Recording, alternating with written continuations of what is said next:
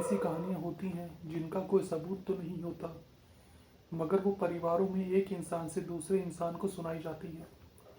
ऐसी ही एक कहानी मैं लेकर आया हूँ उत्तर प्रदेश के आजमगढ़ से।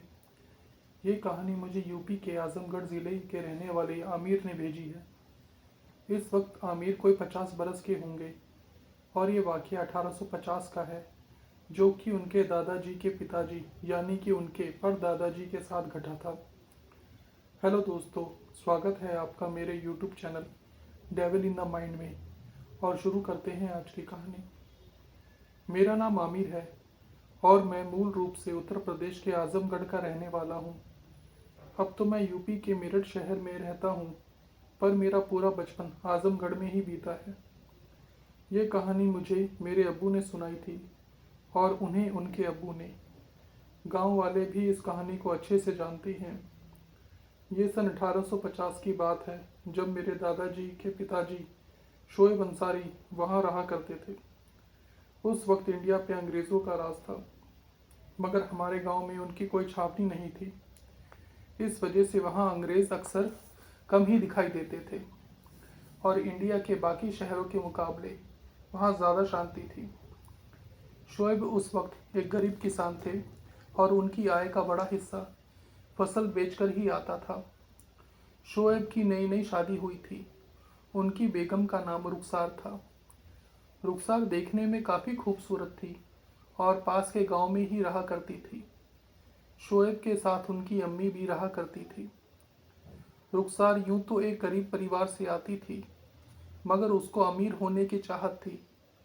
वो अक्सर शोएब के ऊपर ज़्यादा पैसे कमाने का दबाव डाला करती थी और आए दिन उससे कुछ ना कुछ मांगा करती थी। शोएब भी रुखसार की हर एक ज़रूरत पूरी करने की पूरी कोशिश करता था।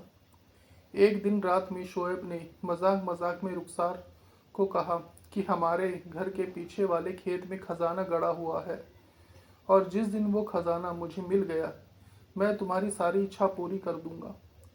ये बात वैसे तो शोएब ने रुखसार को मजाक में ही कही थी, मगर रुखसार इस बात को सच मान बैठी। रह रहकर उसके दिमाग में वो खजाना ही आ रहा था। एक रात शोएब के सोने के बाद रुखसार उठकर घर के पीछे वाले खेत में जाती है। वो खेत उनका ही था, मगर शोएब वहाँ कोई फसल नहीं लगाता था। कहता था कि ये खेत बंजर है। रुखसार उस खेत में अलग अलग जगह पर काफ़ी खड्डे खोदती है, मगर उसे कुछ नहीं मिलता। वो थक हार कर वापस आकर सो जाती है। अगली रात वो दोबारा उस खेत में जाती है और खोदना शुरू कर देती है। इस बार तकरीबन रात के 12 बज चुके थे। अचानक से उसका फावड़ा किसी चीज़ से टकराता है। रुखसार जब उस चीज़ को निकाल कर देखती है तो वो एक पुराना घड़ा होता है, जो किसी धातु का था। रुखसार उसे लेकर घर आ जाती है और उस घड़े को अच्छे से साफ करके उसे खोलती है। वो घड़ा खाली होता है और लोहे का होता है। रुखसार को बड़ा दुख होता है। अगले दिन सुबह रुखसार उठकर घर का सारा काम करती है। रात की मेहनत से वो काफ़ी ज़्यादा थक गई थी, इसलिए दिन में 12 बजे ही सो जाती है। जब उसकी नींद खुलती है तो शाम के 4 बज चुके थे। वो उठकर देखती है कि उसके पलंग की बगल वाली मेज़ पर एक लकड़ी का बक्सा रखा हुआ है। पहले तो उसे लगता है वो बक्सा उसके पति शोएब ने लाया होगा और उसे सोता देख चुपचाप रखकर चला गया होगा। वो उसे खोल कर देखती है। उस बक्से में सोने और चांदी के जेवरात थे। ये देखकर रुखसार पागलों की तरह खुश हो जाती है और रात को सब बातें शोएब को बताती है। शोएब भी बहुत खुश था। वो रुखसार को वो लोहे का घड़ा भी दिखाने को बोलता है। उस घड़े को देखकर शोएब को लगता है जैसे ये घड़ा उसने कहीं देखा है, मगर याद नहीं आता कहाँ। अब रुखसार और शोएब का जीवन पूरी तरह बदल जाता है। वो अब काफ़ी अमीर हो गए थे। शोएब आज भी खेती ही करता था, मगर अब उसके पास पहले से बहुत ज़्यादा खेत थे। रुखसार अभी बहुत खुश थी। आखिर उसके अमीर होने की इच्छा पूरी हो गई थी। इस बात को अब 6 महीने बीत चुके थे और अब रुखसार पेट से थी। धीरे धीरे रुखसार का बर्ताव काफ़ी बदल चुका था। वो अक्सर नाराज हो जाया करती थी और कई बार रात में उठकर घर के पीछे वाले खेत में चली जाती थी। पहले तो शोएब को लगा कि शायद खुली हवा में जाती है, पर बाद में उसे शक होने लगा। शोएब ने यह बात अपनी अम्मी को बताई।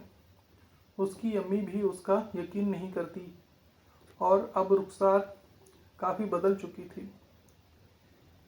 कभी कभी वो पूरा पूरा दिन सोती और कभी वो 3-4 आदमियों का खाना खा जाती। शोएब को ये काफ़ी अजीब लगता है। उसकी अम्मी कहती है शायद बच्चे की वजह से है। शोएब इन बातों पर ज़्यादा ध्यान देना बंद कर देता है। एक दिन रुखसार घर पर अकेली थी। अचानक से उसकी अम्मी घर आ जाती है और देखती है कि रुखसार काफ़ी ज़ोर ज़ोर से हंस रही है।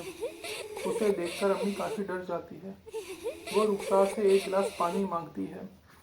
रुखसार रसोई घर में जाती है। अम्मी लगातार रुखसार को ही देख रही थी। अचानक से दूध उबलकर गिरने को होने वाला था तो रुखसार गर्म पतीले को सिर्फ हाथ से ही उठा लेती है। ये देखकर अम्मी समझ जाती है कि कुछ तो गड़बड़ है। अम्मी तुरंत मस्जिद में जाती है और वहाँ मौलाना साहब को सब बता देती है। मौलाना उसी वक्त रुखसार को देखने घर आ जाते हैं। मौलाना को घर में देखकर पहले तो रुखसार शांत हो जाती है, मगर थोड़ी देर में ही वो अपनी अम्मी के ऊपर चिल्लाना शुरू कर देती है। क्यों लेकर आई है इसे अभी भगा दे यहाँ से, नहीं तो मैं अभी तुझे और इसे दोनों को मार डालूंगी। मौलाना अब समझ जाते हैं कि रुखसार पर किसी जिन का साया है। मौलाना कुछ मंत्र पढ़कर रुखसार के ऊपर फूंकते हैं। रुखसार उन मंत्रों से तड़पने लगती है और चिल्लाने लगती है। मौलाना के चेले रुखसार को कुर्सी से बांध देते हैं ताकि वो अपने आप को या किसी और को नुकसान न पहुंचा सके।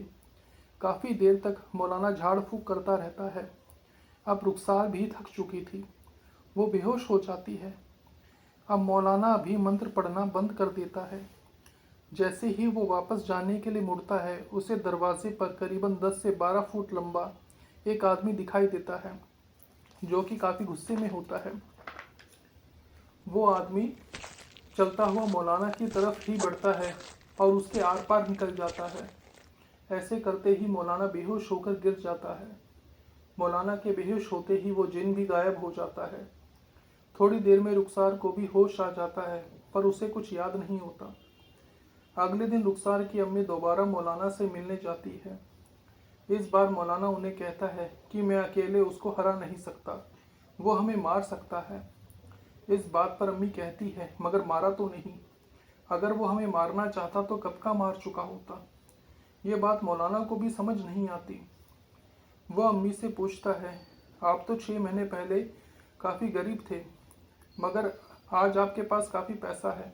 कहीं ऐसा तो नहीं कि आपके घर में ही किसी ने उस जिन को बुलाया हो। अम्मी इस बात पर साफ इनकार कर देती है।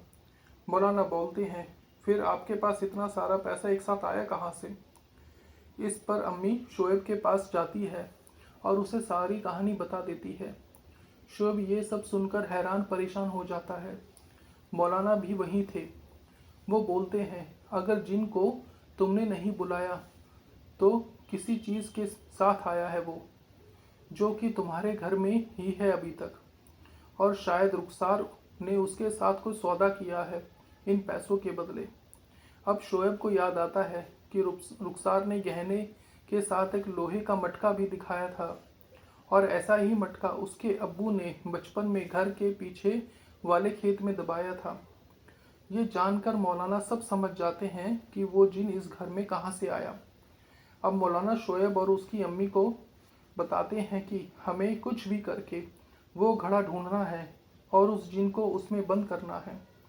अगले दिन मौलाना अपने साथ करीबन 4-5 और मौलानाओं को लेकर शोएब के घर आ जाते हैं। इस बार वो पूरी तैयारी करके आए थे। वो सब लोग शोएब के घर के आसपास पाक पानी डालकर घर को बांध देते हैं और फिर मंत्र पढ़ना शुरू कर देते हैं। थोड़ी देर में ही वो जिन वहां आ जाता है। इस बार वो पहले से भी ज़्यादा लंबा और भयानक होता है। उसका रंग पूरी तरह काला था और बाल घुटने तक आ रहे थे। आंखें बिल्कुल नीले रंग की थी। कान किसी भेड़िए की तरह लंबे और नुकीले थे, हाथ घुटने से भी ज्यादा लंबे। उसने पूरे बदन पर काला लबादा पहन रखा था।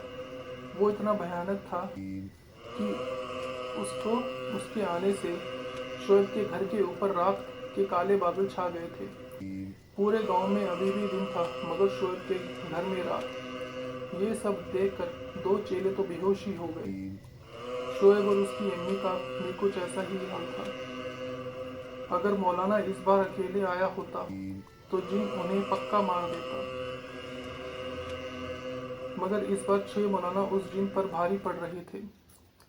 जिन ने पहले तो काफी कोशिश की उन्हें डराकर भगाने की, मगर धीरे धीरे वो भी परेशान होने लगा।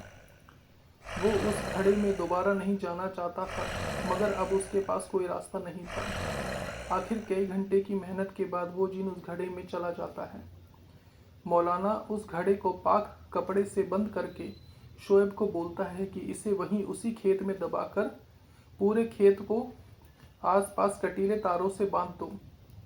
3 महीने बाद रुखसार ने एक बेटे को जन्म दिया। अगर वो जिन अभी होता तो रुखसार को मारकर उसका बच्चा ले जाता। अब रुखसार, शोएब और उसकी अम्मी तीनों बहुत खुश थे। इस बात को अब 100 साल से भी ज्यादा का समय हो गया है। हमारा घर आज भी वैसा ही है। आज उस घर में कोई नहीं रहता, मगर हम हर साल छुट्टी मनाने वहां जरूर जाते हैं। वो खेत आज भी बंजर ही है। कोई गांव वाला उस खेत में नहीं जाता। मेरे अब्बू ने हमें ये कहानी बचपन में ही सुना दी थी और साफ साफ बताया था कि कुछ भी हो जाए उस खेत में कभी मत जाना। आज मैं 50 साल का हो चुका हूँ, मगर मैंने कभी इस कहानी को टेस्ट करने की कोशिश नहीं की। तो दोस्तों, कैसे लगी आपको ये कहानी? आपसे रिक्वेस्ट है कि अगर आपको ये कहानी पसंद आई हो तो इस चैनल को सब्सक्राइब ज़रूर कीजिएगा। तो आज के लिए विदा लेते हैं और मिलते हैं आपसे अगली कहानी में।